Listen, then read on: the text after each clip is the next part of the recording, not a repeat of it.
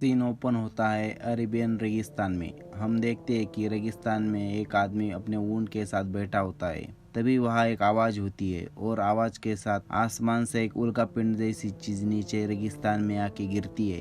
गिरने के बाद वो चीज़ धूल के साथ रेत के नीचे से ट्रैवल करने लगती है। यह देखकर वह आदमी चौंक जाता है और उठकर उस रेत को देख रहा होता है। तभी थोड़ी ही देर में वह रेत उस आदमी के पास आके रुकती है। उस आदमी के ऊंट घबरा कर उसे छोड़कर वहां से भाग जाते हैं। थोड़ी दूरी और रेत की धूल होने के कारण उस आदमी को कुछ दिखाई नहीं देता, इसलिए वो उस चीज़ के थोड़े और नज़दीक जाता है और नज़दीक जाने के बाद उसे वो चीज़ साफ दिखाई देती है। वो कोई काले कलर का अजीब क्रिएचर होता है। वो आदमी थोड़ा और आगे बढ़कर उस चीज़ को हाथ लगाने ही वाला होता है कि तभी क्रिएचर एक सुपरसोनिक साउंड के साथ एक बड़ा धमाका करता है और वो आदमी उस विस्फोट के कारण एक कीड़े की तरह हवा में दूर फेंक दिया जाता है और मर जाता है। अगला सीन ओपन होता है ओक्लाहोमा यूएसए में। उस दिन हम शेरिफ जॉन बेल टाइसन को देखते हैं। वो दिन उनके 45 ईयर्स के सर्विस का लास्ट डे होता है। पुलिस स्टेशन में बैठे हुए शेरिफ टाइसन अपने बैच को देखकर अपनी लंबी सर्विस को याद कर रहे होते हैं। तभी वहाँ उनकी पार्टनर ऑफिसर आती है और उन्हें बताती है कि बेन शेल्टन ने कॉल करके एक कंप्लेंट दर्ज की है कि उनकी माँ की ट्रक चोरी हो गई है। फिर शेरिफ टाइसन और उनकी पार्टनर ट्रक के बारे में और जानकारी के लिए बेन शेल्टन के घर जाते हैं। बेन शेल्टन के घर पहुंचने के बाद वो उन्हें बताता है कि उसके माँ की ट्रक उसकी दो नेफ्यू कार्ल और चैट ने ही चुराई होगी, क्योंकि उन्होंने इससे पहले भी 3 बार उसे चुराने की कोशिश की होती है। तभी शेरिफ टाइसन को दूर से पंछियों की शोर सुनाई देती है, जो उसे थोड़ा अजीब लगता है। शेरिफ आगे जाकर एक खिड़की से दूर देखता है तो उसे दिखाई देता है कि सामने मक्के के खेत में एक जगह वे सारे पंछी सर्कल में उड़ रहे हैं, पर खिड़की से उन्हें ठीक से दिखाई नहीं देता। इसलिए शेरिफ टाइसन एक टंकी के ऊपर चढ़कर देखने की कोशिश करते हैं। तब वे सामने वाला नज़ारा देखकर चौंक जाते हैं। वहाँ मक्के के खेत में एक बहुत बड़ा गड्ढा बना हुआ होता है और उस गड्ढे के ऊपर सारे पंछी शोर करके सर्कल में उड़ रहे होते हैं। अगला सीन ओपन होता है लॉन्ग आइलैंड न्यूयॉर्क में। हमें एक मुस्लिम इमिग्रेंट फैमिली को दिखाया जाता है, जिसमें अनिशा मलिक, उसका हस्बैंड अहमद मलिक, बेटा लुक और बेटी सारा को दिखाया जाता है। अगला सीन ओपन होता है टोक्यो जापान में। हमें हिनाता मुराई नाम के एक एस्ट्रोनॉट को दिखाया जाता है, जो अगले दिन स्पेस मिशन पर जाने वाली होती है। वो अपने हाथ से एक रेडियम का स्टार बेड के ऊपर की छत पर चिपकाती है। अगले सीन में हिनाता हमें एक कॉन्फ्रेंस में अपने मिशन के बारे में बताती है। उसका मिशन यह होता है कि ह्यूमन बॉडी पर लॉन्ग टर्म स्पेस ट्रैवल का क्या असर पड़ता है। इस मिशन के लिए वो लंबे समय तक स्पेस में रहने वाली होती है। इस मिशन से इंसानों को स्पेस में लंबी दूरी जैसे मंगल ग्रह और डीप स्पेस में ट्रैवल करने के लिए फायदा होने वाला होता है। उसके बाद रॉकेट लॉन्चिंग के दिन हमें जापान की एक स्पेस एजेंसी जासा के कम्युनिकेशन डिपार्टमेंट में काम कर रही मिज़ुकी यामोटो को दिखाया जाता है। काम करते वक्त उसका कलीग काइटो कवागुची उसे बताता है कि एस्ट्रोनॉट हिनाती मुराई मेगुरी सिकी नाम के एक एक्टर को डेट कर रही है, जिसे कुछ खास एक्टिंग भी नहीं आती। तभी वहाँ अकीरो मुराई, जो जासा के चीफ और होशी 12 शटल के मिशन डायरेक्टर होते हैं, वे आके मिज़ुकी यामोटो को बताते हैं कि कम्युनिकेशन में कुछ खराबी है और उसे उस प्रॉब्लम को डायग्नोस्टिक करने के लिए कहते हैं। शटल में जाने के बाद एस्ट्रोनॉट हिनाता और मिज़ुकी में कुछ बातें होती है और फिर मिज़ुकी उस कम्युनिकेशन एरर को सॉल्व करती है। अब इन दोनों में क्या बातें होती है ये मैं आपको बाद में बताता हूँ। अगले सीन में जहाँ शेरिफ टाइसन और उसकी पार्टनर खेत में बड़े गड्ढे को नज़दीक से देखने के लिए मक्के के खेत में जाते हैं, तभी शेरिफ देखता है कि खेत के बीचों बीच एक बहुत बड़ा गड्ढा बना होता है और आसपास के मक्के के पेड़ भी जल गए होते हैं। वहाँ बेन शेल्टन के माँ का ट्रक भी होता है, जो कार्ल और चैट ने चोरी किया था, पर वहाँ उन्हें उन दोनों के कोई निशान नहीं मिलते। तभी वह ऊपर सर्कल में घूम रहा पंछियों का झुंड उन पर हमला कर देता है और इसी से बचने के लिए दोनों ट्रक के पीछे छिप जाते हैं। दूसरी तरफ हम देखते हैं कि लूक के स्कूल में म्यूजिक की क्लास में सभी स्टूडेंट प्रैक्टिस कर रहे होते हैं। तभी एक के बाद एक सभी बच्चों के नाक से खून निकलने लगता है। स्कूल में बस लूक को छोड़ के सभी बच्चों के नाक से खून निकल रहा होता है। उसके बाद अनीशा स्कूल में आकर लूक और सारा को लेके जाती है।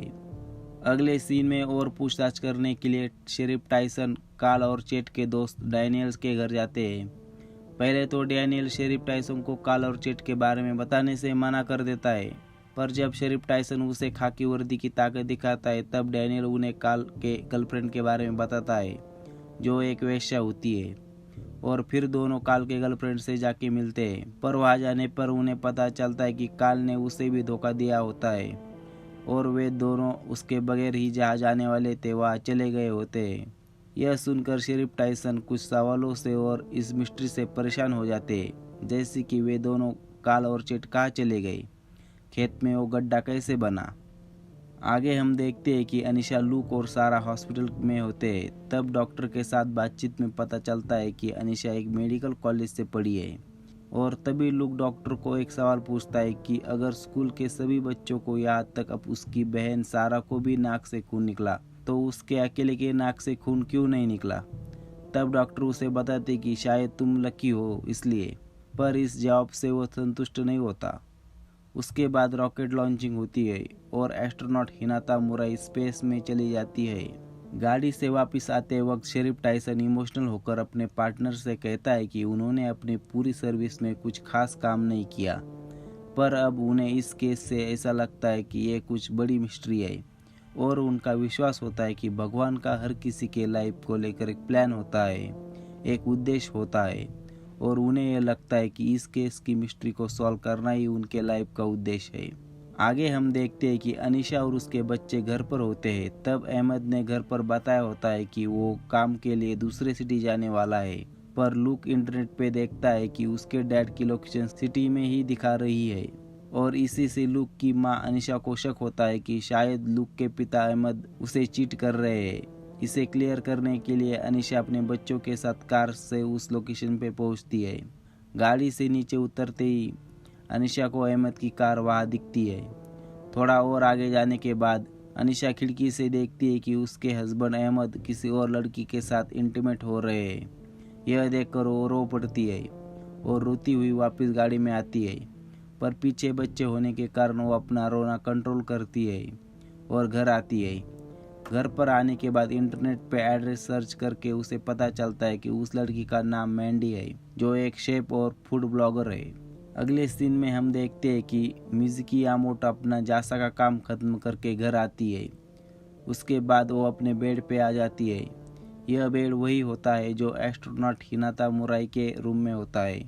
और जब मिज़ुकी यामोटो लाइट ऑफ कर देती है तब हम ऊपर वही रेडियम का स्टार चिपकाए हुए देखते हैं जिसे हिनाता ने चिपकाया होता है। इसी से हमें यह पता चलता है कि यह हिनाता मुराई का रूम है और वे दोनों रिलेशनशिप में होते हैं। अब मैं आपको वापस उस सीन के बारे में बताता हूँ। हालांकि उस वक्त कम्युनिकेशन में कोई खराबी नहीं होती, बस हिनाता को मिज़ुकी से आखिरी बार मिलना होता है। अगले सीन में अहमद रात में लेट घर आता है। तभी अनीशा उसे खाना खाने के लिए कहती है, पर अहमद उसे बताता है कि वो बाहर खा के आया है और अनीशा ने जो बनाया है उसे वो सुबह खाएगा। पर अनीशा कहती है कि उसने इस खाने को स्पेशली अहमद के लिए बनाया है। फिर अहमद खाना खाने के लिए बैठता है और थोड़ा टेस्ट करने के बाद अनीशा को बोलता है कि इसका फ्लेवर अच्छा है, जो तुम हमेशा बनाती हो इससे ये थोड़ा अलग है। यह सुनकर दुखी होकर अनीशा गुस्से में कहती है कि ये रेसिपी उसने ऑनलाइन सीखी है, शेफ मैंडी के इंस्टाग्राम पेज से। और यह सुनकर अहमद को पता चलता है कि अनीशा को मैंडी के बारे में सब पता चला है। इसी पर दोनों में झगड़ा चल रहा होता है। तभी एकदम से उनका घर भूकंप के जैसा हिलने लगता है। टीवी भी ऑन ऑफ हो रही होती है और उसमें ग्लिच भी आ रहे होते हैं। उसके बाद बच्चों के चिल्लाने की आवाज़ सुनकर दोनों ऊपर की तरफ भागते हैं। नेक्स्ट सीन होशी 12 शटल में ओपन होता है। एक एस्ट्रोनॉट कांच से बाहर देखकर हिनाता मुराई को बता रहा होता है कि क्या तुमने ये देखा। तभी शटल को बाहर से कोई चीज जोर से टकराती है, जिसकी वजह से शटल में जोर का ब्लास्ट होता है और एस्ट्रोनॉट हिनाता मुराई समेत सभी एस्ट्रोनॉट शटल के बाहर स्पेस में जाते हैं। अगले सीन में हम देखते हैं कि शेरिफ टाइसन का सेवानिवृत्ति समारोह होता है, जिसमें 45 ईयर्स के सर्विस के लिए सिटी के मेयर उसे सर्टिफिकेट देकर कुछ शब्द बोलने के लिए कहते हैं, पर शरीफ टाइसन इस आखिरी केस को लेकर परेशान होते हैं और उन्हें लगता है कि उनकी लाइफ का पर्पस ये है कि उन्हें ये केस सॉल्व करना है। वो कुछ बोले बिना समारोह को बीच में छोड़कर चले जाते हैं। शरीफ टाइसन अपनी गाड़ी से वापस अकेले फिर से उसी जगह जाते हैं जहां मक्के के खेत में वो गड्ढा बना होता है। वहां जाने के बाद उसे वहां कुछ भी नहीं दिखता। फिर वो ऊपर देखकर गॉड को रिक्वेस्ट करते हैं कि इस मिस्ट्री को समझने के लिए गॉड उसे कुछ मदद करे। तभी पीछे से मक्के के पेड़ों के पत्ते हिलने की आवाज आती है और शरीफ मुड़कर आवाज की ओर देखता है और उन्हें मक्के के खेत में कोई होने का एहसास होता है। तभी सामने वाली मिट्टी नीचे धंसने लगती है। शरीफ नीचे झुककर मिट्टी को खोदकर काल और चेट को आवाज दे रहे होते हैं। तभी पीछे से एक क्रिएचर शरीफ के सर पर सांप की तरह डंक मारता है, जिससे शरीफ वही गिर पड़ते हैं और उसके बाद वही हम आसमान में एक ट्रांसपेरेंट एंटिटी को देखते हैं जो एक ज्योमेट्रिक शेप बना के आसमान में उड़ रही होती है। और इसी शॉट पे एप्पल टीवी प्लस के इस बेहतरीन साइंस फिक्शन वेब सीरीज इन्वेशन का एपिसोड नंबर 1 खत्म होता है। एपिसोड 2 ओपन होता है वापस उसी सीन से जहां अनीशा ऊपर अपने बच्चों के रूम में होती है और खिड़की से बाहर सामने वाले घर में रहने वाले कपल को देख रही होती है, जिसके घर पर आसमान से कोई चीज गिरी होती है। तभी अहमद अनीशा को सेफ्टी के लिए बेसमेंट में रुकने के लिए कहता है और बताता है कि वो बाहर जाकर अपने अमेरिकन पड़ोसियों से इस हालत के बारे में बात करेगा। बाहर जाने के बाद वो देखता है कि आसपास की सारी जगह तहस नहस हो गई है। नेक्स्ट सीन ओपन होता है लंदन यूके में, जहाँ कैस्पर नाम के एक स्कूल के बच्चों को दिखाया जाता है जो शिजुरे विरोधी दवाइयाँ लेता है क्योंकि उसे दिमागी दौरे पड़ते रहते हैं और उसे उसका क्लासमेट मॉन्टी कटरमिल नाम का लड़का हमेशा परेशान करता रहता है। टोक्यो में हम देखते हैं मिज़ुकी हिनाता के लिए एक वीडियो जर्नल बनाना शुरू करती है और पहले वीडियो में बताती है कि वो उसे बहुत याद करती है और जब तक हिनाता स्पेस मिशन से वापस नहीं आती तब तक के लिए उसने अपने मोबाइल में फिर से टिंडर ऐप इंस्टॉल किया है। आगे वो बताती है कि वो हर रोज एक वीडियो रिकॉर्ड करेगी और उसके वापस आने के बाद उसे दिखाएगी और उसके बाद हमें पता चलता है कि हिनाता 335 दिन स्पेस में रहने वाली होती है। दूसरे दिन सुबह उसे कॉल करके अर्जेंट जासा के ऑफिस में बुलाया जाता है और उसे बताया जाता है कि मिशन कंट्रोल ने होशी 12 से अपना संपर्क खो दिया है। फिर मिज़ुकी सिस्टम में लॉग इन करके होशी 12 शटल से कनेक्शन बनाने की कोशिश करती है पर कोई कनेक्शन नहीं हो पाता। चीज़ें और भी बिकट हो जाती है जब पता चलता है कि अमेरिकी और रूसी स्पेस स्टेशन भी सेम प्रॉब्लम से गुजर रहे हैं। मिज़ुकी पता लगाने की कोशिश कर रही है कि एस्ट्रोनॉट ने भेजे हुए एसओएस सिग्नल जासा के मिशन कंट्रोल को क्यों नहीं मिले और इस एसओएस सिग्नल ना मिलने पर जासा के चीफ डायरेक्टर अकीरो मुराई मिज़ुकी को ही दोषी मानते हैं। आखिर में मिज़ुकी होशी 12 शटल के एक कैमरे से कनेक्शन बनाने में सफल होती है। उसके बाद मिज़ुकी शटल का आखिरी वीडियो देखती है जिससे पता चलता है कि शटल को कोई चीज़ टकराने की वजह से एक बड़ा ब्लास्ट होता है और उसकी वजह से जो डैमेज होता है वो दिखाई देता है और उन सबको पता चलता है कि हिनाता मुराई समेत स्पेस शटल के सभी एस्ट्रोनॉट मर गए। फिर मिज़ुकी यामोटो दुखी होकर अपने रूम पे आके रो रही होती है। नेक्स्ट सीन ओपन होता है कंधार अफगानिस्तान में, जहां अमेरिकन आर्मी बेस में ट्रेवेंटे वार्ड नाम के एक सोल्जर को दिखाया जाता है जो अपने साथी सोल्जर के सामने खुश चेहरा रखता है पर उसके घर में उसकी पत्नी के साथ उसके रिश्ते बहुत तनावपूर्ण होने के कारण वो अंदर से दुखी और परेशान होता है। अगले सीन में हम ट्रिप पे जा रहे बच्चों को देखते हैं जो अपने अपने मोबाइल देख रहे होते हैं। तभी सडनली सबके मोबाइल चलना बंद हो जाता है और उसमें ग्लिच आ जाता है। उसके बाद बस एक छोटे से गड्ढे से आगे जाती है। उसके वजह से कैस्पर की नोटबुक नीचे गिर जाती है जिसे जमेला उठाती है और चेक करती है जिसमें कैस्पर ने कुछ ड्राइंग्स बनाए होते हैं जो जमीला को पसंद आते हैं। फिर वो नोटबुक कैस्पर को वापस कर देती है। कैस्पर अपने बैग में नोटबुक रख देता है और बैग से ओल्ड कैसेट प्लेयर निकालता है जिसे जमेला भी सुनना चाहती है। फिर दोनों एक एक हेडफोन से गाने सुन रहे होते हैं। नेक्स्ट सीन में हम अनीशा को देखते हैं जो बेसमेंट से बाहर का सुन रही होती है। बाहर अमेरिकन गोरे लोग अहमद के घर को नोटिस करते हैं कि सिर्फ अहमद का घर छोड़कर सभी लोगों के घर पर हमला हुआ है और बोलते हैं कि यह 9/11 जैसी आतंकी हमला है। और फिर अहमद मुस्लिम होने के कारण सब उसकी तरफ सवालों के नज़रों से देखते हैं। यह देखकर अनीशा बेसमेंट से बाहर रास्ते पे आती है। तभी बेसमेंट से लूक के चिल्लाने की आवाज़ आती है। अहमद और अनीशा वापस बेसमेंट में भागते हैं, जहाँ लूक एक भीदी शोर के कारण दर्द से तड़प रहा होता है और वो आवाज़ केवल वही सुन रहा होता है। पर थोड़ी देर बाद वो शांत हो जाता है और उसके बाद घर में लाइट भी आ जाती है। अहमद 911 को कॉल करने के लिए टेलीफोन की तरफ जाता है। अनीशा लूक के कानों की जांच करती है और कुछ न मिलने पर अनीशा अपने बेटे को शांत करने की कोशिश करती है। तब लूक उसे बताता है कि उसे बार बार वाजो शब्द सुनाई दे रहे थे। अनीशा सुनती है कि अंदर जाकर अहमद 911 को कॉल करने के बजाय अपनी गर्लफ्रेंड को कॉल करता है। फिर अनीशा दूसरे फ़ोन पर उनका बोलना सुनती है। नेक्स्ट सीन में फिर बस को दिखा जाता है। कैस्पर गाने सुनते वक्त खिड़की से बाहर देखता है और भेड़ों के झुंड को एक ही दिशा में दौड़ते हुए देखता है, जो हमेशा एक संकेत होता है कि कुछ बुरा होने वाला है।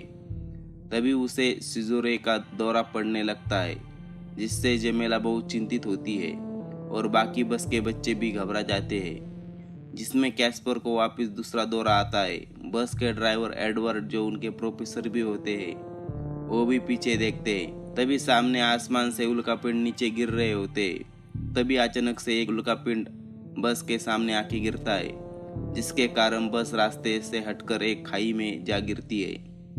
यहाँ रूम से वापस आने के बाद अहमद अनीशा को झूठ बताता है कि 911 लाइन बिजी थी, पर अनीशा को पता होता है, उसने फ़ोन पे सब सुना होता है।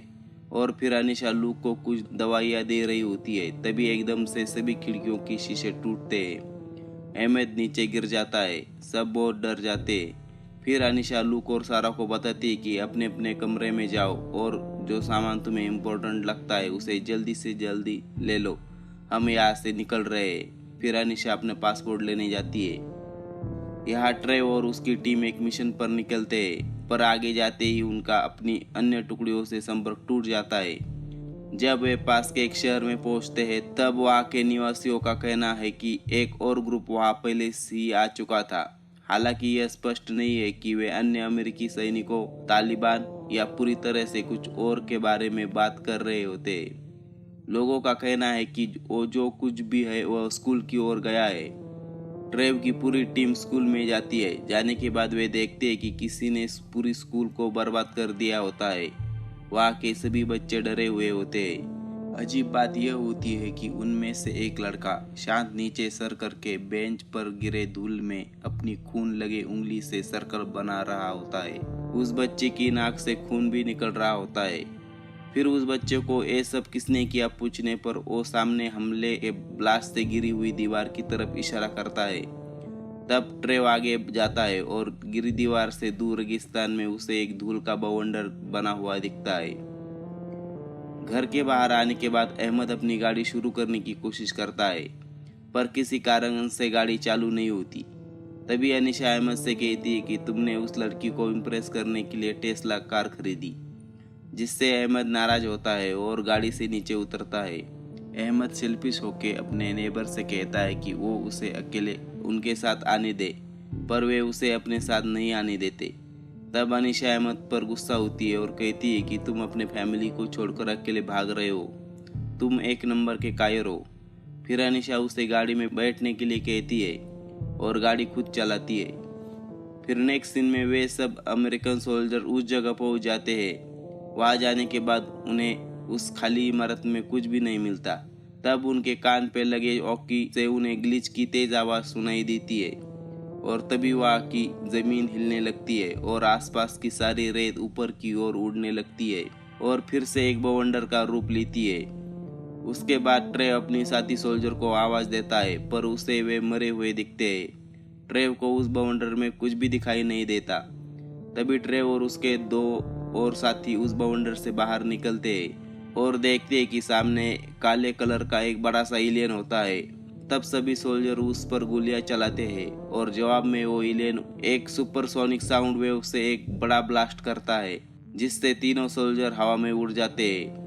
और इसी से इन्वेंशन वेब सीरीज का एपिसोड 2 खत्म होता है। सीन ओपन होता है रेगिस्तान में जहाँ ब्लास्ट हुआ था। रेत में दबे सोल्जर ट्रेव को होश आता है। सोल्जर ट्रेव को छोड़कर बाकी सभी अमेरिकन सोल्जर मारे जाते हैं और सोल्जर ट्रेव भी पूरी तरह से घायल होता है। फिर वो अपने टैंक के पास पहुंचता है और मदद के लिए संपर्क करने की कोशिश करता है, पर संपर्क नहीं हो पाता। उसके लोकेशन ट्रैकिंग डिवाइस में भी सिग्नल नहीं होता। उसके कंधे पर चोट आई होती है, फिर वो उस पर पट्टी लगा देता है। नेक्स्ट सीन में अनीशा सिटी के बाहर जाने के लिए गाड़ी तेजी से भगा रही होती है। तभी एक ब्रिज पर ट्रैफिक जाम हुआ होता है। सभी लोग गाड़ियों से नीचे उतरकर देखते हैं कि सिटी की सभी लाइट ऑफ हो रही है। पूरी सिटी में धीरे धीरे अंधेरा छा रहा है। सब बच्चे उस दुर्घटनाग्रस्त बस से नीचे उतरते हैं। सभी बच्चों को चोट आई होती है। उनके ड्राइवर प्रोफेसर एडवर्ड गंभीर रूप से घायल हुए होते हैं। उनके हाथ में एक लोहे की रीढ़ घुसी होती है। बाद में हम देखते हैं कि वे जिस खाई में गिर गए हैं वो खाई काफ़ी गहरी होती है और उस खाई से बाहर निकलना उतना ही मुश्किल होता है। अगले सीन में हम देखते हैं कि सोल्जर ट्रेव रेगिस्तान में पैदल चल रहा होता है। बिना पानी और चोट के कारण चल चलते वही रेगिस्तान में गिर पड़ता है। अहमद की गाड़ी टेस्ला को चार्ज करना होता है, इसलिए वे एक जगह रुकते हैं। अहमद गाड़ी को चार्ज के लिए लगाने जाता है। तब तक अनीशा और बच्चे एक स्टोर में जाते हैं। वहाँ अनीशा को न्यूज़ से पता चलता है कि इस तरह के हादसे पूरी दुनिया में हो रहे हैं। तब अनीशा देखती है कि अहमद गाड़ी चार्जिंग करने के लाइन को लेकर झगड़ा कर रहा है। तभी अनीशा को वहाँ एक गाड़ी की चाबी दिखती है। वो उस चाबी को उठाकर अहमद को चलने के लिए कहती है। फिर वे उस गाड़ी को चुरा कर भाग जाते हैं। रेगिस्तान में सोल्जर ट्रेव के पास एक आदमी आता है और उसे पानी देता है और सोल्जर ट्रेव को अपने साथ चलने के लिए कहता है। मित्सुकी जासा के ऑफिस में जाती है। तब उसे पता चलता है कि जापानीज गवर्नमेंट ने पूरे ऑफिस को इन्वेस्टिगेशन के लिए सील किया है। तब मित्सुकी अपने डायरेक्टर को बताती है कि यह वो अकेली है जो इस हादसे का पता लगा सकती है, पर डायरेक्टर वापस उसे ही इस घटना का दोषी मानते हैं। तब मित्सुकी डायरेक्टर का आइडेंटिटी कार्ड लेके भागती है और कम्युनिकेशन डिपार्टमेंट में जाकर डोर अंदर से लॉक करके पासवर्ड को रीसेट कर देती है, जिसकी वजह से कोई अंदर नहीं जा पाता। और फिर अंदर जाने के बाद होशी शटल के कैमरे से मिली उस लास्ट वीडियो को वो डिकोड करने लगती है। रात में मोंटी कैस्पर के पास जाकर अपने व्यवहार के लिए माफ़ी मांगता है। फिर दोनों अपने अपने पिता की कहानी बताते हैं। मोंटी बताता है कि उसके पिता उनके सेक्रेटरी के साथ भाग गए होते हैं और कैस्पर बताता है कि उसके पिता ही थे जिन्होंने उन दोनों को छोड़ने से पहले उसकी माँ को अपंग किया था। वह यह भी स्वीकार करता है कि उसने ऐसा होते हुए देखा है और डर के कारण वो उस वक्त कुछ नहीं कर पाया था।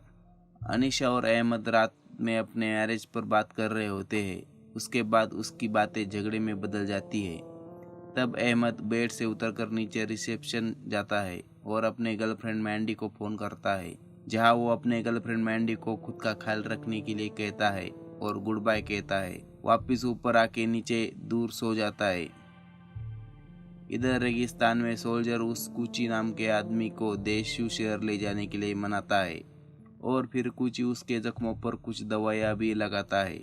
उस लास्ट वीडियो को डिकोड करते वक्त मित्सुकी को एक साउंड नॉइज सुनाई देती है। उसके बाद मित्सुकी उस साउंड को सिंप्लीफाई करती है, क्लियर करके सुनती है तो वो साउंड और कुछ नहीं बल्कि वही शब्द होते हैं जो लूक ने सुने होते हैं, वाजो।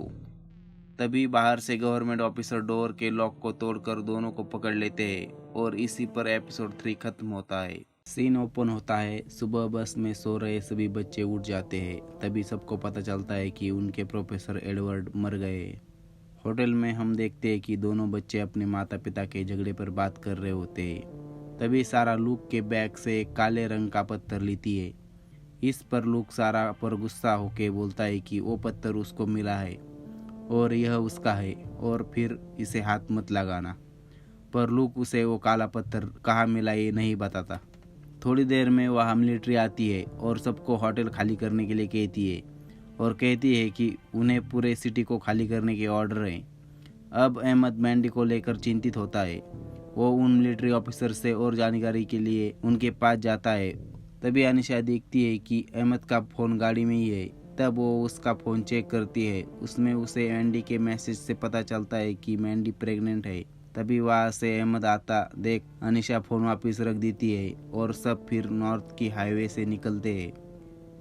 रेगिस्तान में 2 दिन चलने के बाद सोल्जर ट्रेव को दिखता है कि कुची उसे देशु शहर नहीं बल्कि उसकी खोई हुई बकरियों के पास लेके आया है। इस बात पर सोल्जर ट्रेव उस पर गुस्सा होता है। तभी उसके पास के लोकेशन ट्रैकिंग डिवाइस में बीप बजने लगता है। डायरेक्टर अकीरा और गवर्नमेंट के एजेंट मिज़की की पूछताछ कर रहे होते हैं। वीडियो फाइल देखने के बावजूद हिनाता के शटल से कुछ अनजान चीज टकराई थी। इस पर वे एजेंट और डायरेक्टर विश्वास करने से इनकार कर देते हैं। इनका कहना होता है कि अगर ऐसी कोई चीज शटल से टकराती है तो उन्हें वो जासा के मॉनिटर पर दिख जानी चाहिए थी। डायरेक्टर अकीरा का मानना होता है कि होशी से जो टकराया वो किसी अन्य सैटेलाइट का कचरा हो सकता है और इस हादसे को किसी भी अन्य स्पेस स्टेशन रिकॉर्ड नहीं कर पाई थी। फिर मिज़ुकी उन्हें बताती है कि उसका कलीग काइटो उससे सहमत है। फिर ऑफिसर उसके कलीग काइटो से पूछते हैं, पर काइटो मिज़ुकी यामाटो का साथ नहीं देता और वो भी ऑफिसर की पक्ष में बोलता है। फिर डायरेक्टर अकीरा मिज़ुकी का आइडेंटिटी कार्ड लेते हुए कहते हैं कि तुम हमारा एहसान मानो कि हमने तुम्हें अरेस्ट नहीं करवाया। मिज़ुकी को जासा से निकाल देते हैं और कहते हैं कि इसके बाद जासा में पैर मत रखना। तब मिज़ुकी गेट से बाहर जा रही होती है और पीछे से काइटो उसे पुकारते हुए आता है और कहता है कि मैं ये जॉब नहीं छोड़ना चाहता। तब उसे मिज़ुकी बताती है कि एटमॉस्फेयर में होशी 12 पर अटैक हुआ है। यह कोई सैटेलाइट का कचरा टकराने की वजह से नहीं और ना ही कि किसी धूमकेतु के टकराने की वजह से हुआ है। उस लास्ट के वीडियो में उन एस्ट्रोनॉट ने कुछ अजीब देखने का जिक्र किया होता है। तब काइटो उसे पूछता है कि एटमॉस्फेयर में कौन हमला कर सकता है। अनीशा गाड़ी से जाते वक्त अहमद को रैंडम बच्चों के नाम बोलती है। शुरू में अहमद को अनीशा क्या बोल रही है कुछ पता नहीं चलता। पीछे बैठे लूक को पेशाब करना होता है। तभी अनीशा अहमद को बताती है कि तुमने अपने बच्चे का क्या नाम रखा है। पीछे बैठा लूक पेशाब करने के लिए जोर से चिल्ला रहा होता है। फिर अहमद गाड़ी रोक देता है। लूक जंगल में पेशाब करने के लिए जाता है। वापिस अनीशा और अहमद में झगड़ा होता है। अनीशा अहमद से कहती है कि तुम अब इस परिवार का हिस्सा नहीं हो, जाओ अपने मैंडी के पास। तब अहमद उसे कहता है कि वो एक एक्सीडेंट था। तब अनीशा गुस्से से उसे कहती है कि ये कोई एक्सीडेंट नहीं था, वो सब प्लान था और तुम मुझे छोड़ने वाले थे, तो अब जाओ। तब अहमद अनीशा ने गाड़ी के डिक्की से निकला हुआ उसका सामान वापस फिर डिक्की में रखता है। तभी उन्हें लूक कहीं दिखाई नहीं देता। तब अनीशा और अहमद उसे पुकारते हुए जंगल में जाते हैं। अगले दिन मिज़ुकी हिनाता के पिता इकुरो से मिलने के लिए उनके घर जाती है। अंदर जाने के बाद वो इकुरो से मिलती है। वहाँ टीवी में सभी देशों में हुए हमले की न्यूज़ चल रही होती है। दूसरे देशों में बिजली चली गई होती है। इकुरो मिज़ुकी को बताते हैं कि हिनाता अपनी लाइफ कैसे जिए, इसके चलते दोनों 3 सालों से आपस में बात नहीं करते थे। बोलते वक्त मिज़ुकी उन्हें बाथरूम कहाँ है पूछती है और उसके बहाने हिनाता के कमरे में जाती है। यह देशु शहर पूरा खाली दिखाई दे रहा होता है। सोल्जर ट्रेव अपने ट्रैकिंग डिवाइस से उस बीप को फॉलो कर रहा होता है। उसके बाद वो एक हॉस्पिटल में जाता है। उस ट्रैक को फॉलो करके वो अपने फ्रेंड चावेस को ढूंढ लेता है जिस पर हॉस्पिटल में इलाज चल रहा होता है। वहाँ दोनों में उस एलियन को लेकर बातें होती है। तब सोल्जर ट्रेव चावेस को कहता है कि वो उसे घर ले जाएगा। तब वह हॉस्पिटल से कुछ लोगों की गोलियों की आवाज़ आती है। वहाँ की नर्स ट्रेव को बोलती है कि तुमने उस स्कूल पे अटैक क्यों किया, उन बच्चों को क्यों मारा और उसके वजह से अब वहाँ के लोग तुम्हें मारने के लिए आए हैं। आगे हम देखते हैं कि कैस्पर के पीछे पीछे सभी बच्चे उस खाई से ऊपर चढ़कर आते हैं। उन्हें वहाँ आसमान से गिरे सैटेलाइट के पार्ट मिलते हैं जिस पर नाम भी लिखा होता है और सोलर पैनल भी दिखाई देते हैं। उनके बाद कैस्पर को जमेला उसकी नोटबुक देती है। उस नोटबुक में कैस्पर ने बहुत सारी विचित्र ड्राइंग्स बनाई होती है। लास्ट पेज पर सेम वही नाम लिखा होता है जो उस आसमान से गिरे सैटेलाइट के टुकड़ों पर लिखा होता है। तभी यह देखकर जेमेला चौंक जाती है और कैस्पर वहाँ से आगे चला जाता है। नेक्स्ट सीन में हम मिज़ुकी को हिनाता के कमरे में बेड पर लेटी हुई देखते हैं। तभी वहाँ हिनाता के पिता आते हैं और उसे बोलते हैं कि वो एक टाइम जासा में साउंड इंजीनियर का काम करते थे और उन्हें पता चल जाता है कि मिज़की वही लड़की है जो उसकी बेटी हिनाता से प्यार करती थी। फिर वे बताते हैं कि वे दोनों इसलिए नहीं बात करते थे क्योंकि हिनाता अपने असली सच को दुनिया से छिपाकर राज रखना चाहती थी, इसलिए वो एक लड़के को डेट करने लगी थी और इसी बात से दोनों में बात करना बंद कर दिया था। पर वो मिज़की को देखकर खुश होते हैं कि उसकी बेटी मिज़की से प्यार करती थी। आगे अहमद और अनीशा को लुक को ढूंढते ढूंढते रात हो जाती है। तभी अनीशा को आगे एक घर दिखाई देता है। घर के सामने जाती है अनीशा घर के ओनर पैट्रिक को बताती है कि वो अपने बच्चे को ढूंढ रही है। फिर वो आदमी उन्हें बताता है कि लुक अंदर है। फिर अंदर जाने के बाद अनीशा लुक से मिलती है। पैट्रिक उन्हें आज रात यही रहने के लिए कहता है और बताता है कि बाहर कर्फ्यू लगा है। फिर अहमद और उसकी फैमिली रात में वहीं रुक जाते हैं। सोल्जर ट्रेव पे टेररिस्ट अटैक कर देते हैं। फिर ट्रेव वहाँ से भाग जाता है। तभी एक टेररिस्ट को दूसरी तरफ से एक आवाज़ आती है। इधर ट्रेव अपने फ्रेंड को कंधे पे उठा के ले जाता है और पीछे हम देखते हैं कि एक एलियन क्रिएचर उस टेररिस्ट को मार देता है। बाहर आने पर ट्रेव अपने फ्रेंड को गाड़ी में बिठाता है पर उसका फ्रेंड पहले से ही मर जाता है। फिर ट्रेव दुखी होकर वहाँ से अपनी गाड़ी निकालता है और चला जाता है।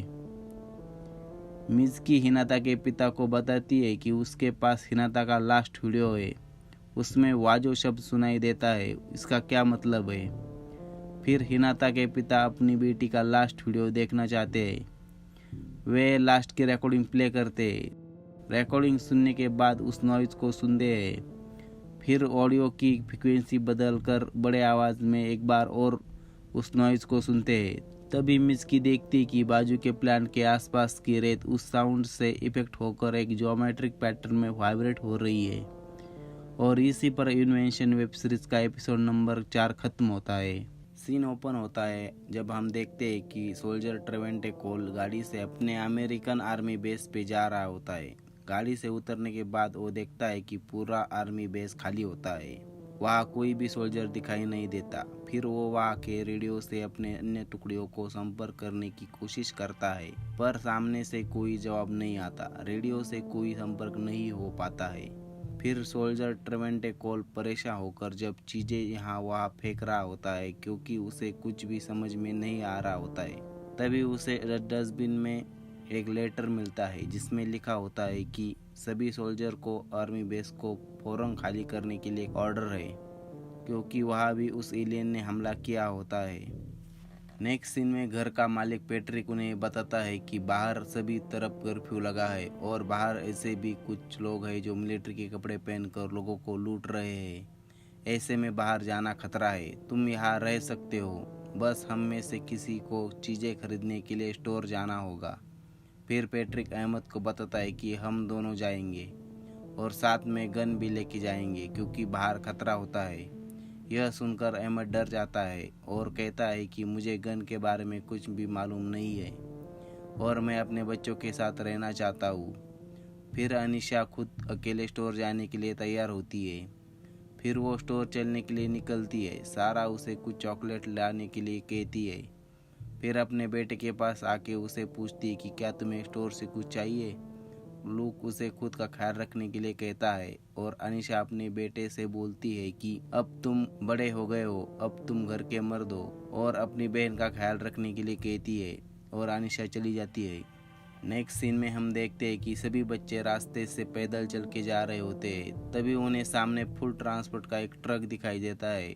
वो दौड़कर उस ट्रक के पास जाते हैं और देखते हैं कि वो एक फूड को स्टोर तक ट्रांसफर करने वाला ट्रक होता है जिसमें बहुत सारे चॉकलेट और बिस्किट होते हैं। सभी बच्चे खुश होते हैं। तभी जमेला और कैस्पर आगे जाके ट्रक ड्राइवर का ये देखते हैं पर आगे ड्राइवर सीट पर ड्राइवर नहीं होता। फिर जमेला भी पीछे चॉकलेट खाने के लिए जाती है। तभी कैस्पर देखता है कि ड्राइवर सीट बीच में से फटी हुई है।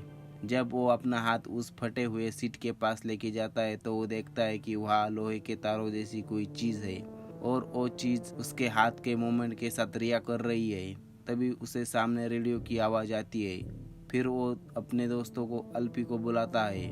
फिर अल्फी रेडियो को सही से ट्यून करके इमरजेंसी ब्रॉडकास्ट सुनने लगता है। तभी रेडियो का सिग्नल ब्रेक होने लगता है और फिर से रेडियो से एक हाई पिच साउंड आती है। सभी बच्चे अपने कानों को पकड़ते और आवाज बंद नहीं हो रही होती है। तभी कैस्पर को उस आवाज से उसके दिमाग में कुछ हो रहा होता है। यहाँ मिस की हनीता का आईडी कार्ड से जासा के ऑफिस से एक बार फिर से एंट्री करती है और अपने डायरेक्टर चीफ अकीरा हाशिमोटो से मिलती है। उन्हें बताती है कि मुझे बाहर निकलने से पहले आपको यह सुनना होगा।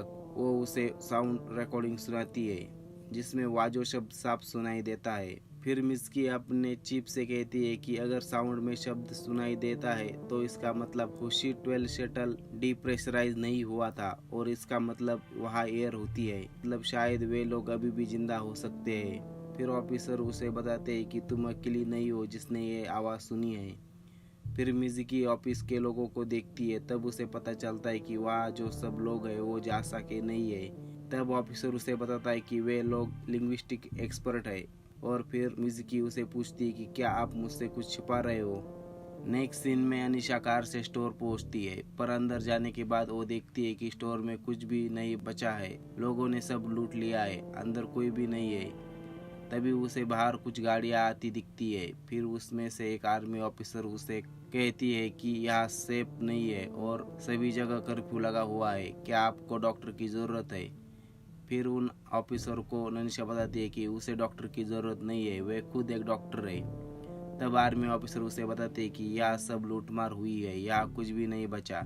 हम नेक्स्ट सिटी जा रहे हैं जहाँ रहने और खाने के लिए है और वहाँ लोगों को डॉक्टर की ज़रूरत भी है। फिर वो ऑफिसर अनिशा को अपने साथ चलने के लिए कहते हैं और अनिशा भी उनके साथ जाने के लिए तैयार होती है। फिर अनिशा एक एम्बुलेंस में बैठकर जा रही होती है। तब उसे एक दूसरा डॉक्टर मिलता है जिसका नाम डेविड बार्टन होता है।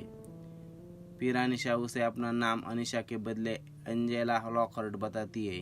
फिर वे सब नेक्स्ट सिटी जाते हैं। नेक्स्ट सीन में हम देखते हैं कि मोंटी उस हाई पिच साउंड के चलते उस रेडियो को तोड़ देता है। फिर कैस को आगे घर चलने के लिए कहता है, पर उनमें से कुछ बच्चे वही रहना चाहते हैं क्योंकि वहाँ खाना और पानी होता है। फिर उनमें से सिर्फ 5 लड़के आगे घर की तरफ निकलते हैं। नेक्स्ट सीन में सोल्जर ट्रेवेंटे कोल अपने मरे हुए फ्रेंड को दफन करते हैं और उसे अपने उस दोस्त के लास्ट शब्द याद आते हैं जो उसने कहा था कि यहाँ बहुत बड़ा युद्ध होने वाला है, घर चले जाओ। और फिर सोल्जर ट्रे उसकी लास्ट की सलाह मानता है और उससे प्रॉमिस करता है कि वो घर चला जाएगा। नेक्स्ट सीन में हम देखते हैं कि अनिशा उस नेक्स्ट सिटी में उस बेस पे आई हुई है। फिर उसे एक सर्जन का कॉस्ट्यूम पहनाया जाता है और अनिशा डॉक्टर डेविड को एक पेशेंट के इंजरी का ऑपरेशन करने के लिए हेल्प कर रही होती है। तब डेविड उसे बताता है कि इस आदमी पर कोई अनजान चीज ने हमला किया था। डेविड उस पेशेंट का घाव अनिशा को सिलाने के लिए कहता है, पर तभी अनिशा घाव के अंदर देखती है कि अंदर कुछ फॉरेन बॉडी है। फिर अनिशा धीरे से उस चीज को बाहर खींच के निकालती है।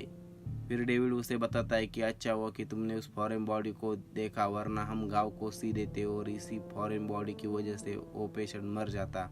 तुमने एक आदमी की जान बचाई है। फिर उस पेशेंट की जान बचाकर अनिशा को अच्छा फील होता है। नेक्स्ट सीन में हम देखते हैं कि चिप मिज़की ऑडियो रिकॉर्डिंग सुनता है और बताता है कि ये साउंड एक अननोन लैंग्वेज है, एलियंस की लैंग्वेज, और उस लैंग्वेज को डिकोड करने के लिए ये सब लैंग्विस्टिक एक्सपर्ट यहाँ है। फिर ऑफिसर उसे बताता है कि सभी देश अमेरिका के साथ मिलकर इसके खिलाफ लड़ने के लिए कोऑपरेशन कर रहे हैं और अब उन्होंने जासा अपने कंट्रोल में लिया है। फिर मिज़की चिप को बताती है कि वो अपने एस्ट्रोनॉट से संपर्क कर सकती है, पर उसके लिए उसे कुछ इक्विपमेंट चाहिए। फिर चिप उसे कहता है कि वो उसे जासा की इक्विपमेंट नहीं दे सकता और फिर उसे अपना आईडी कार्ड देकर कहता है कि पर तुम उसे चुरा सकती हो, मेरे इस कार्ड से सभी दरवाजों का एक्सेस है, और कहता है कि उस सभी एस्ट्रोनॉट को वापस ले आओ। फिर मिज़की उसे थैंक्स कहती है।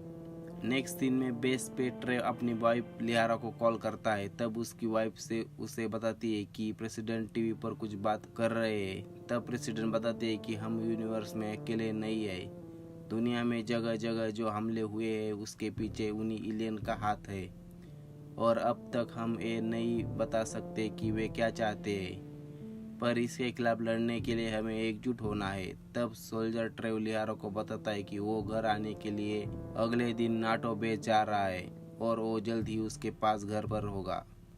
फिर हम देखते हैं कि अनिशा को एक आर्मी ऑफिसर बताता है कि हाईवे पे एक डॉक्टर की ज़रूरत है। अनिशा और उस आर्मी ऑफिसर के साथ चली जाती है और यहाँ मिज़की यामोटो कम्युनिकेशन इक्विपमेंट चुरा कर भाग जाती है। और इसी पर इन्वेशन वेब सीरीज का एपिसोड नंबर 5 खत्म होता है। अनिशा और दूसरे डॉक्टर एम्बुलेंस से जा रहे होते हैं, तभी उनमें से एक बताता है कि एक गांव में एक स्कूल पे हमला हुआ है। तभी अनिशा को अपने बच्चों को लेके चिंता होती है और वो ड्राइवर को गाड़ी रोकने के लिए कहती है और हम उसे हाईवे से घर की तरफ भागते हुए देखते हैं। आगे जाने के बाद अनिशा को दिखता है कि एक आर्मी की गाड़ी का एक्सीडेंट हुआ है। तब अनिशा उस मरे हुए आर्मी ऑफिसर की गन लेके आगे बढ़ती है और फिर उस पैट्रिक के घर पे पहुंचती है। घर जाने के बाद वो अपने दोनों बच्चों को आवाज़ देती है, पर उसे घर में कोई नहीं दिखता। फिर अनिशा किसी चीज़ से टकरा कर नीचे गिरती है, तब उसे उस घर के कुत्ते की लाश दिखती है।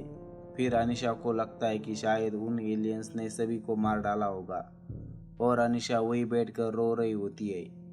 तभी वहाँ फिर से एलियन क्रिएचर आता है, जिसके वजह से पूरा घर वाइब्रेट होने लगता है। अनिशा भागकर एक रूम में जाके छिपती है। तभी वहाँ और तेजी से फिर से वाइब्रेशन की वजह से सभी चीज़ें नीचे गिर रही होती है। तभी ऊपर से पैट्रिक उसे हाथ देता है और उसे ऊपर खींच लेता है। ऊपर अनिशा अपने बच्चों और अहमद से मिलती है। तभी पैट्रिक की वाइफ घबराने की वजह से कहती है कि इन लोगों को यहाँ से जाना होगा, क्योंकि इनकी वजह से हमारा पानी और खाना खत्म हो रहा है। तब अनिशा कहती है कि आप बच्चों को यहाँ रहने दो, हम दोनों बाहर जाते हैं। पर इस फैसले से पैट्रिक नहीं मानता और बोलता है कि अगर आप बाहर जाओगे तो आवाज़ होगी और इससे वो एलियन हम सब पर हमला करेगा और सबको जान का खतरा हो सकता है। इस बात को लेकर सब झगड़ रहे होते हैं। तभी सारा नीचे गिर जाती है और उसे बचाने के लिए अनिशा नीचे कूदती है। तभी इस आवाज़ से वह एलियन आ जाता है। अनिशा और सारा एक जगह एलियन से छिप जाते हैं। उसके बाद पैट्रिक के वाइफ का पैर पीछे जाते वक्त नीचे धंस जाता है। एलियन उसे नीचे से खींचकर मार डालते हैं। तभी वह देखते हैं कि लूक के सर में कुछ हो रहा होता है। वो दर्द से चिल्ला रहा होता है। अनिशा और सारा दूसरे रूम में भागते हैं। तब अनिशा को पता चलता है कि गिरने की वजह से सारा के सर में चोट आई हुई। तब लूक और अहमद भी नीचे आते हैं। लूक अनिशा के पास आता है और अहमद दरवाजे को ब्लॉक करने के लिए एक बड़ा सा कबर्ड को धकेल रहा होता है। तभी अनिशा एक एलियन को आती दिखती है, पर अहमद का उस पर ध्यान नहीं होता। अनिशा अहमद को धीमी आवाज में बताती रहती है। तभी अहमद अनिशा की तरफ देखता है। उसी वक्त अचानक से वो एलियन अहमद पर हमला कर देता है। यह देखकर अनिशा अपने बच्चों को लेके एक कांच तोड़कर खिड़की से बाहर आती है और तभी पैट्रिक घर के बाहर आके गाड़ी की चाबी उसकी तरफ फेंकता है और निकल जाने के लिए कहता है। उसके बाद पैट्रिक पे एक एलियन हमला कर देता है। वह देखकर अनिशा घबरा जाती है और एकदम से गाड़ी पीछे लेने की वजह से गाड़ी पीछे पेड़ से टकरा जाती है और तभी कार के फ्रंट कांच पर एलियन हमला कर देता है और वहां से गाड़ी में इंटर करने की कोशिश करता है। तब वो अपने बच्चों को पीछे जाने के लिए कहती है और उस एलियन पे गोलियां चलाती है। गन की गोलियां खत्म होती है पर एलियन नहीं मरता। फिर अनिशा लूक के उस पत्थर से उस एलियन को मारती है, जो दिखने में उस एलियन के स्किन जैसा ही होता है। पत्थर से मारने के बाद एलियन मर जाता है। उस वक्त अनिशा को उस पत्थर के बारे में पता चलता है। बाद में अनिशा उस एलियन को दरवाजे खोलकर गाड़ी से बाहर फेंक देती है और गाड़ी स्टार्ट करती है। तभी उसे सामने अहमद आता दिखता है। वो अभी भी जिंदा होता है। अनिशा गाड़ी से उतरकर अहमद को हेल्प करती है, क्योंकि अहमद हमले की वजह से घायल हुआ होता है। अनिशा उसे पीछे सीट पर लिटा देती है और गाड़ी चलाकर वहां से निकल जाती है। और इसी पर इन्वेंशन वेब सीरीज का एपिसोड 6 खत्म होता है। सीन ओपन होता है। उसी गाड़ी से अनिशा गाड़ी चला रही होती है। तभी उसकी नज़र उस काले पत्थर पे पड़ती है। फिर वो लूक से पूछती है कि ये पत्थर तुम्हें कहाँ मिला। लूक अनिशा को बताता है कि तभी अहमद बेहोश होने लगता है। उसकी सांसें बंद होने लगती है। तब अनिशा गाड़ी रोकती है। नेक्स्ट सीन में हम देखते हैं कि सोल्जर ट्रेव एक अफगानी फैमिली को लेके अब काबुल एयरपोर्ट जाने के लिए निकलता है, ताकि वो इस जगह से बाहर निकल सके। नेक्स्ट सीन में हम देखते हैं बच्चे चलकर एक गांव में आते हैं, पर वहाँ टेलीफोन चल नहीं रहा होता है। गांव में कोई भी नहीं होता। तभी वे एक सामने से आ रही कार को रोकते हैं और उसे वापस लंदन चलने के लिए कहते हैं, पर वो कहती है कि लंदन में अब कुछ नहीं बचा क्योंकि उसकी पूरी फैमिली को एलियन ने मार डाला होता है। आगे हम देखते हैं कि मित्सुकी हिनाता के पिता इकुरो और उसका कलीग काइटो गाड़ी से गवर्नमेंट रेडियो ट्रांसमीटर की जगह जा रहे होते हैं और हमें नीचे ज़मीन पर छोटे छोटे एलियन फंगस की तरह दिखाई देते हैं। नेक्स्ट सीन में हम देखते हैं कि अहमद की सांसें रुक गई होती है। तभी अनिशा अहमद के फेफड़ों में एक स्पंदन वाल्व डालती है और उसे सीपीआर देती है और उसके बाद थोड़ी देर में अहमद धीरे धीरे वापस सांस लेना शुरू कर देता है और अनिशा को उसकी जान बचाने के लिए थैंक्स भी बोलता है। काबुल के लिए जा रही फैमिली और सोल्जर ट्रे में बातचीत होती है जिसमें हमें पता चलता है कि सोल्जर ट्रे को भी शायद कभी बच्चे थे। अंदर जाने के बाद मित्सुकी वहाँ काम कर रहे याशो हुजीमोटो से मिलती है। फिर वो उसे बताती है कि हम ग्लोबल कमांड फॉलो करते हैं, पर फिर मित्सुकी बोलती है अब मैं यहाँ आई हूँ, अब यहाँ मेरे कमांड फॉलो होंगे। फिर मित्सुकी याशो हुजीमोटो को वो वीडियो रिकॉर्डिंग सुनाती है और बताती है कि उस वीडियो रिकॉर्डिंग कहाँ से आई है उसे ढूंढो और उस लोकेशन को ढूंढने पर मिस बोलती है कि इस ऑडियो रिकॉर्डिंग को हमें अब रिप्लाई मैसेज भेजना है।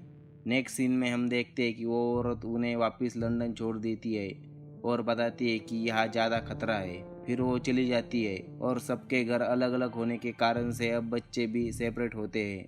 आगे अनिशा और उसकी फैमिली के रेस्टोरेंट में आते हैं। फिर अनिशा लाइट ऑन कर देती है और किचन में खाना बनाती है। तब दोनों अनिशा और अहमद किचन में होते हैं। अहमद अनिशा को हेल्प कर रहा होता है। तब अहमद अपने खेलते बच्चों को देखता है और अनिशा से कहता है कि हमें एक फैमिली की तरह कभी लाइफ एंजॉय नहीं की। फिर अनिशा उसे बोलती है कि हमने की, पर तुम उस वक्त वहाँ नहीं थे। खाना बनाने के बाद सब एक फैमिली की तरह साथ खाना खाते हैं। मित्सुकी याशो के साथ सभी रेडियो सिग्नल सुन रही होती है, पर हुशी सैटेलाइट से उन्हें कोई रेडियो सिग्नल नहीं मिलता। फिर योशो बोलता है कि सब नॉइज है, यह कोई पैटर्न नहीं है, सिग्नल नहीं है। मित्सुकी बोलती है कि इस साउंड को सुनकर ऐसा लगता है कि बहुत सारे रेडियो एक साथ प्ले हो रहे हैं, तो हो सकता है यह कोई अनगिनत एलियंस का नेटवर्क हो जो एक साथ सेम पैटर्न में वाइब्रेट करता हो, जिसकी वजह से यह साउंड प्रोड्यूस होता है। तभी हम देखते हैं कि मित्सुकी उस साउंड को बड़े स्पीकर पे प्ले करने के लिए बोलती है। तब हम देखते हैं कि वहाँ के लोगों की चाय में भी उस साउंड की वजह से ज्योमेट्रिक पैटर्न बनने शुरू होते हैं। फिर एक बार हम अनिशा को गाड़ी से जाते देखते हैं, जो रहने के लिए एक सेफ जगह और अहमद के लिए एक हॉस्पिटल ढूंढ रही होती है। तब सब एक स्कूल में पहुंचते हैं जहां मिलिट्री रेफ्यूजी कैंप होता है। नेक्स्ट सीन में जेमेला कैस्पर को बोलती है कि तुम्हें इसके बारे में पहले से पता था, मैंने तुम्हारे ड्राइंग में देखा था। तब कैस्पर उसे बताता है कि उसे बचपन से ही वो आवाज़ें सुनाई देती थी, जैसे वो आवाज़ उसके दिमाग से ही आती हो। तभी उन्हें वहाँ एक एलियन की आवाज़ सुनाई देती है और दोनों छिप जाते हैं। आगे हम देखते हैं कि सोल्जर ट्रेव काबुल एयरपोर्ट पे पहुंच जाता है। एयरपोर्ट भी पूरी तरह से खाली होता है। प्लेन टेक ऑफ होने वाला होता है। सभी प्लेन की तरफ भागते हैं। प्लेन पर अफगानी आर्मी के लोग होते हैं। फिर सोल्जर ट्रे उन्हें बताता है कि वो एक अमेरिकन आर्मी ऑफिसर है। वे लोग उसे अंदर लेते हैं, पर उसके साथ के अफगानी फैमिली को प्लेन में चढ़ने नहीं देते। वो बस वही लोगों को अंदर आने देते हैं जो लोग उन्हें रिश्वत के तौर पर पैसा, सोना या फिर कोई कीमती चीज़ देते हैं। तभी सोल्जर ट्रे उस अफगानी सोल्जर को अपनी इम्पोर्टेड गन देता है और उसे कहता है कि ये बहुत महंगी है, इसके बदले तुम उस फैमिली को अंदर आने दो। फिर वे उस अफगानी फैमिली को प्लेन में बैठने देते हैं और प्लेन उड़ान भरता है। यहाँ मित्सुकी को योशो कह रहा होता है कि यह पैटर्न या नॉइज कई हफ्तों से ऐसा ही चल रहा है, इसमें कोई बदलाव नहीं है। पता नहीं आखिर तुम जो ढूंढ रही हो वास्तव में है भी या नहीं। मित्सुकी मॉनिटर पे एक क्लस्टर पैटर्न देख रही होती है। फिर वो देखती है एक पॉइंट उस क्लस्टर नेटवर्क से अलग है। फिर मित्सुकी उस पॉइंट का सिग्नल ट्यून करने के लिए कहती है। तभी सिग्नल से उसे पता चलता है कि वो होशियोटेल का ही है और फिर अब रिप्लाई सिग्नल भेजने की बारी होती है। वे रेडियो ट्रांसमीटर डिश एंटीना को उस पॉइंट की दिशा में टर्न कर रहे होते हैं। तभी वह अमेरिकन कोऑपरेशन आर्मी ऑफिसर आते हैं और उस पॉइंट पर एंटीना सेट होने पर मित्सुकी उस पॉइंट को रिप्लाई मैसेज भेजने वाली होती है। तभी वे लोग सबको पकड़कर वहाँ से लेके जाते हैं और इसी से इन्वेंशन वेब सीरीज का एपिसोड नंबर 7 खत्म होता है। एपिसोड की शुरुआत सोल्जर ट्रेव के कार्गो प्लेन के यूनाइटेड किंगडम में उतरने से होती है। वह उतरते ही बेस कमांडर को ढूंढता है और उसे यूएस में जाने वाले एक प्लेन की मांग करता है। बेस कमांडर उसे हमारे पास तुम्हारे लिए कोई प्लेन नहीं है ऐसे बताते हैं और ट्रेव को बताते हैं कि उनका प्राथमिक उद्देश्य आसपास के क्षेत्रों को सुरक्षित रखना है। वह यह भी बताते हैं कि ट्रेव का विमान उस भाग्यशाली लोगों में से एक था जो उन एलियन के हमले से बचकर यहाँ तक पहुंचा होता है। आगे हम देखते हैं कि उस स्कूल में बने रेफ्यूजी कैंप में डॉक्टर डेविड अनिशा को अपने डिवोर्स के बारे में बताते हैं। जैसा डायरेक्टर अकीरा आके मिज़की को ढूंढते हैं और उन अमेरिकन कोऑपरेशन के ऑफिसर को बताते हैं कि यह एक अकेली है जो होशी 12 शटल से संपर्क कर सकती है। यहाँ कैस्पर और जेमेला कैस्पर के घर पहुँचते हैं और फिर घर में घुसते हैं। उन्हें एक गंदी स्मेल आती है। फिर आगे हम देखते हैं कि कैस्पर की माँ को एलियन ने मार डाला होता है। कैस्पर वही बैठकर रोता है। नेक्स्ट सीन में हम देखते हैं कि अनीशा और डेविड में किस होता है और डेविड उसे बताता है कि तुमने अपनी फैमिली को बचाया। फिर अनीशा उसे बोलती है कि उसने फैमिली को नहीं बल्कि लूक के पास जो पत्थर है उसने बचाया। दूसरी तरफ लूक दूसरे एक छोटे लड़के के साथ मुर्दा घर में जाता है और देखता है कि किस तरह एलियन ने लोगों को मारा है। एक और अहमद और सारा अनीशा और लूक को ढूंढ रहे होते हैं। अमेरिकन कोऑपरेशन के ऑफिसर मिज़की को बोलते हैं कि हमारे पास टाइम नहीं है, जल्द से जल्द हमें उस एलियन की लैंग्वेज सीखनी है और उनसे बात करनी होगी और इस काम के लिए हमें होशी 12 शटल का कम्युनिकेशन चैनल चाहिए।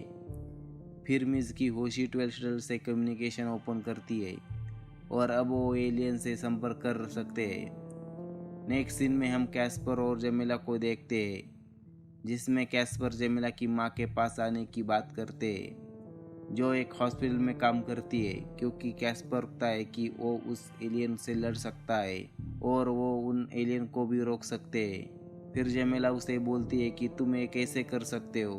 फिर वो उसे उसकी ड्राइंग दिखाता है और बताता है कि वो उन एलियन को फील कर सकता है और उन एलियन से बात कर सकता है, उन्हें कंट्रोल कर सकता है। कैस्पर और जेमिला हॉस्पिटल की तरफ जा रहे होते हैं तभी वहाँ एक एलियन होता है। आर्मी के लोग उस पर फायरिंग कर रहे होते हैं। तभी वे दोनों एक घर में घुसते हैं। वहाँ सोल्जर ट्रेव से मिलते हैं और उससे हेल्प मांगते हैं पर सोल्जर ट्रेव उन्हें हेल्प करने से मना कर देता है। तब वे दोनों कैस्पर की ड्राइंग दिखाते हैं और कहते हैं कि कैस्पर इन सब को रोक सकता है, बस हमें हॉस्पिटल ले चलो। फिर सोल्जर ट्रेव उन्हें हॉस्पिटल लेके जाने के लिए तैयार होता है। नेक्स्ट सीन में हम देखते हैं कि लूक उन लाशों पर जो एक काले कलर का लेयर होता है उसको अपने सिमिलर से दिखने वाले काले पत्थर से रिएक्ट करता है और उस पत्थर के संपर्क में आने के बाद उस लेयर पर हलचल होती दिखाई देती है। नेक्स्ट सीन में हम देखते हैं कि सब जापानीज अमेरिकन लिंग्विस्टिक एलियन की लैंग्वेज जो सुनने में नॉइज़ की तरह होती है उसे डिकोड करने की कोशिश कर रहे होते हैं पर उसे कोई डिकोड या कोई संपर्क नहीं कर पाता। तभी मिज़की सभी फ्रिक्वेंसीज पर अनीता से भेजे हुए फोटोज और वीडियोज कन्वर्ट करके भेज देती है ताकि एलियन को हमारी लैंग्वेज समझ में आए। फिर वो सारी फाइल सेंड कर देती है। थोड़ी देर में रेडियो पर एक सिग्नल आता है जिसमें लगातार वाजो वाजो वर्ड होता है। मिज़की दौड़कर स्टूडियो में जाती है और हेडफोन लगाकर उस ऑडियो को रिप्लाई में बोलती है कि हिनाता, और इसी वर्ड पे इन्वेंशन वेब सीरीज का एपिसोड नंबर 8 एंड होता है। सीन ओपन होता है एक ड्रीम से जहाँ हिनाता मिज़की के साथ की यादें ड्रीम में देख रही होती है। फिर वो जाग जाती है और वो खुद को स्पेस में पाती है। फिर उसे दूर होशी 12 शटल दिखता है। वो स्पेस में ड्राइव करके शटल तक पहुंचती है। शटल में पहुंचने के बाद वो मिज़की ने भेजे हुए वीडियोस देखती है और वाजो बोलती है जिसे मिज़की सैन यहाँ सुनती है और स्टूडियो रूम में पहुंचती है जहाँ माइक लगाया हुआ होता है। नेक्स्ट सीन में जहाँ सोल्जर ट्रेव कैस्पर और जेमेला को लेकर उस हॉस्पिटल में पहुंचता है वहाँ वो एक न्यूरोलॉजिस्ट से मिलता है और उसे कैस्पर के ड्राइंग के बारे में बोलता है। वो फिर कैस्पर को चेक करने के लिए तैयार होती है। अनिशा एक लैब में होती है जहाँ उस छोटे एलियन पर प्रयोग किए जा रहे होते हैं। उस पर किसी भी एसिड का कोई इफेक्ट नहीं हो रहा होता है। तभी अनिशा को वो पत्थर उस एलियन के पास लेने के लिए कहते हैं और उस एलियन पर हाइड्रोक्लोराइड की बूंदें डालते हैं जिसकी वजह से वो छोटे एलियन पूरी तरह से ख़त्म हो जाता है और वहाँ के साइंटिस्ट उस आर्मी को बताते हैं कि इस पत्थर से हम उस एलियन को मार सकते हैं। फिर आर्मी ऑफिसर अनिशा को कहते हैं कि तुम अपनी पूरी फैमिली को लेकर हमारे साथ अमेरिका के रक्षा मंत्रालय पेंटागन चलो।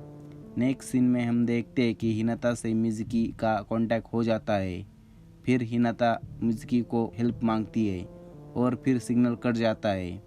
फिर भी अमेरिकन ऑफिसर को हिनाता जिंदा होने पर यकीन नहीं होता। वे कहते हैं कि पूरा नेटवर्क उन एलियन के नियंत्रण में है। वे एलियन हमारे साथ खेल रहे हैं और इसके ज़रिए वे हमारी जानकारी ले रहे हैं। जब हम उस सिग्नल के लोकेशन पर न्यूक्लियर मिसाइल से हमला करेंगे, उस एलियन को नष्ट करेंगे। अब हमें उस सिग्नल के लोकेशन पर न्यूक्लियर मिसाइल से हमला करके उस एलियन को नष्ट करना होगा। हम अगले 78 मिनट तक वेट करेंगे, फिर उस लोकेशन पर न्यूक्लियर हमला करके उसे नष्ट कर देंगे। नेक्स्ट सीन में हम देखते हैं कि कैस्पर एमआरआई स्कैन मशीन में जा रहा होता है। तब वो जमीला को अपनी माँ को ढूंढने के लिए जाने के लिए कहता है और वो चली जाती है। फिर न्यूरोलॉजिस्ट ट्रिव को कैस्पर से बात करने के लिए कहती है ताकि वो रिलैक्स हो जाए। फिर दोनों में बातें होती है जिसमें हमें पता चलता है कि कैस्पर के पिता बहुत दिन पहले उसकी माँ को छोड़कर भाग गए होते हैं और अगर वे साथ होते तो शायद उनकी माँ जिंदा होती। फिर ट्रेव उसे अपनी स्टोरी बताता है और कहता है कि उसका बच्चा बीमार पैदा हुआ था और उसके चलते उसने कई दिन हॉस्पिटल में गुजारे हैं, लेकिन वो उसे बचा नहीं पाया। उसके बाद न्यूरोलॉजिस्ट एमआरआई स्कैन चालू करती है। नेक्स्ट सीन हम देखते हैं कि अनिशा और उसकी फैमिली आर्मी की गाड़ी से हाईवे से पेंटागन जा रहे होते हैं। तभी कुछ देर बाद एक दूसरी गाड़ी उनका पीछा करती है और उनकी गाड़ी पर गोलियां बरसाने लगती है। वे लोग टायर पर गोली मारते हैं जिसकी वजह से वो आर्मी की गाड़ी पलटी हो जाती है। अगले सीन में हम देखते हैं कि एमआरआई शुरू होने से कैस्पर के दिमाग में दर्द हो रहा होता है। ट्रेव न्यूरोलॉजिस्ट से पूछता है कि उसे क्या हो रहा है। न्यूरोलॉजिस्ट को भी कुछ पता नहीं होता। वो बस इतना कहते हैं कि इंसानों का दिमाग ऐसे काम नहीं करता। उसके दिमाग के अरबों न्यूरॉन एक ही पैटर्न में वर्क कर रहे हैं। फिर हम कैस्पर जो देख रहा है वो दिखाई देता है। तब ट्रेव को पता चलता है कि कैस्पर के दिमाग का इस्तेमाल कर रहे हैं। तब कैस्पर लगातार वाजो मिज़ुकी बोल रहा होता है और कहता है कि वे एलियन यहाँ आ रहे हैं और घबराकर मशीन से बाहर निकल जाता है। उन्हें बताता है कि उसने देखा है कि वे बिल्डिंग में घुस गए हैं। फिर वे सभी दरवाजे लॉक करते हैं। हम देखते हैं कि आर्मी ऑफिसर और उन हमलावर लोगों में गोलियां चल रही होती है। तभी अनिशा और उसकी फैमिली पीछे से जंगल में भाग जाते हैं।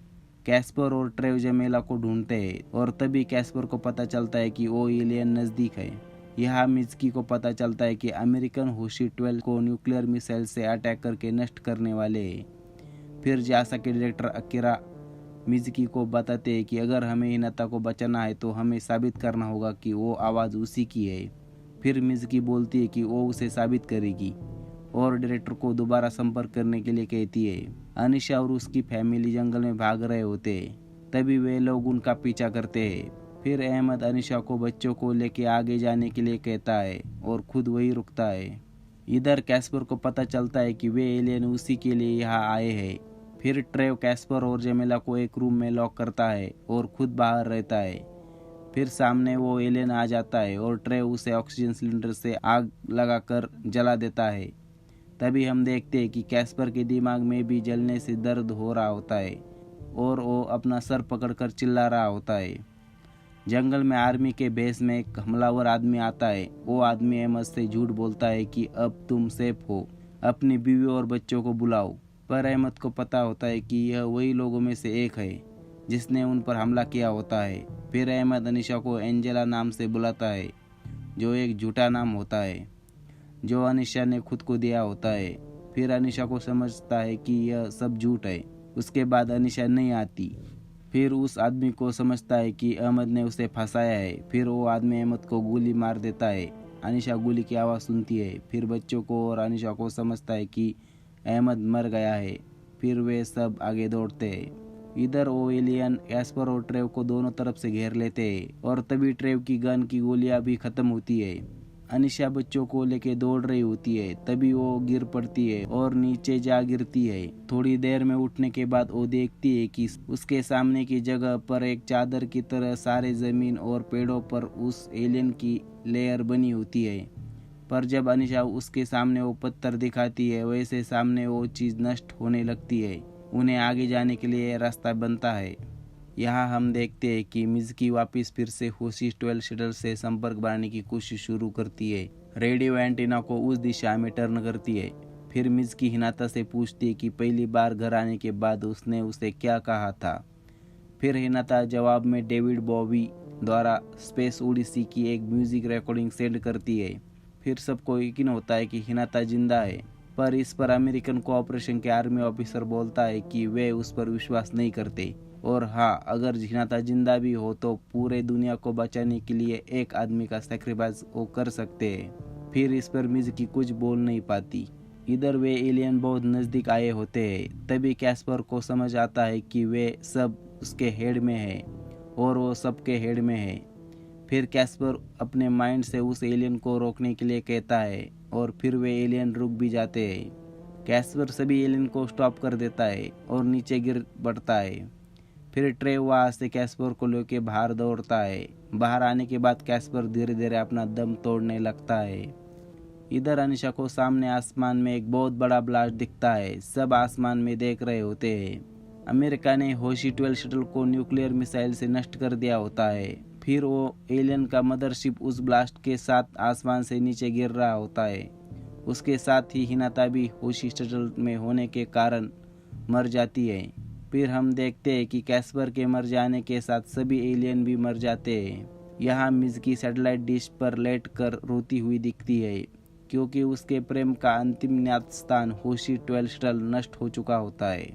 और इसी पर इन्वेंशन वेब सीरीज का एपिसोड 9 खत्म होता है। सीन ओपन होता है। हम देखते हैं कि सोल्जर ट्रेव कैस्पर को वापस हॉस्पिटल लेके जाते हैं और उसे ऑक्सीजन लगाकर वापस उसी एमआरआई मशीन में स्कैन करने के लिए रखते हैं। पर न्यूरोलॉजिस्ट उन्हें बताती है कि कैस्पर के मस्तिष्क की कोशिकाएं नष्ट हो चुकी है और उसके दिमाग ने काम करना बंद कर दिया है, और अब कैस्पर की सांस लेने में मदद करने वाली मशीन को भी बंद करना होगा और उसे जाने देना होगा। तब ट्रेव दुखी होकर अस्पताल छोड़ने का फैसला करता है और अस्पताल से बाहर आता है। इधर मिज़की और उसके साथी गाड़ी से घर जा रहे होते हैं। तब हिनाता के पिता उसे हिनाता के एक कंपास के बारे में बताते हैं। अनिशा और उसके बच्चे वापस जंगल में वहाँ आते हैं जहाँ अहमद को उन लोगों ने गोली मारी होती है। वहाँ उन्हें अहमद का खून और गोलियों के निशान दिखते हैं। तब लूक को पता चलता है कि अब उसके पिता नहीं रहे। मिज़की हिनाता के रूम पे जाती है और उस कंपास को ढूंढ लेती है और हिनाता के एक जैकेट को भी अपने साथ लेती है। जमेला ट्रेव के पीछे हॉस्पिटल से बाहर आती है और उसे बोलती है कि क्या आप यहाँ से भाग रहे हो। तब सोल्जर ट्रेव उसे बोलता है कि क्या तुम्हारी कोई फैमिली है, और है तो तुम्हें उसके पास जाना चाहिए। फिर जमेला ट्रेव को याद दिलाती है कि कैस्पर ने एलियन को अकेले ही अपने दिमाग से रोका था। ट्रेव उसे वापस बोलता है कि यह वास्तव में परमाणु बम था जिसने उन एलियन को रोक दिया था, ना कि कैस्पर ने। ट्रेव फिर जमेला से कहता है कि वो वहाँ रुककर कैस्पर को मरते हुए नहीं देख सकता। जाने से पहले जमेला कैस्पर की स्केचबुक से उसकी ड्राइंग का पेज लेती है और बाकी ट्रेव को देती है और जोर देकर कहती है कि अगर वो वास्तव में विश्वास नहीं करता कि कैस्पर ने एलियन को रोक दिया था तो वो एक बार इन स्केचेस को देखे। फिर ट्रेव आगे जा रहा होता है। तब उसे छोटे बच्चे के साथ एक परिवार दिखता है जो उसे लियारा और उसकी मृत बेटे की याद दिलाता है। तो वो पास के फोन बूथ पर जाकर नाटो कमांड सेंटर को कॉल करके उसे घर जाने के लिए एक बार फिर से मदद मांगता है और इस बार उसे नाटो कमांड से मदद मिलती है। अनिशा अपने बच्चों को लेके जंगल के एक सुनसान घर में जाती है। तब लूक टीवी पर सभी एलियन को मारे जाने की न्यूज़ देख रहा होता है। फिर वो अनिशा से पूछता है कि क्या वे अब घर जा सकते हैं, लेकिन अनिशा उसे मना कर देती है। उसे ये कुछ भी ठीक नहीं लग रहा होता है और कुछ लोग भी उसके परिवार के पीछे होते हैं। इसलिए अनिशा लूक को कुछ दिनों के लिए चिपकर रहने के लिए बोलती है। मिज़की को मिले कंपास से वो नॉर्थ की ओर जा रही होती है। तभी उसे एक जगह एक बौद्ध भिक्षुक दिखता है। वो उसे आज की रात मंदिर में रहने के लिए इनवाइट करता है और उसे बताता है कि उसके पास दारू और इंटरनेट भी है। फिर मंदिर में जाने के बाद मिज़की उसे पूछती है कि बाकी के भिक्षुक कहाँ पर है। तब वो बताता है कि वे सब एलियन से डरकर भाग गए। तब मिज़की अपने पुराने यादों को भुलाकर नई लाइफ स्टार्ट करने की सोचती है और उसके बाद वो हिनाता की एक जैकेट जो उसने पास होती है वो आग में डालकर जला देती है।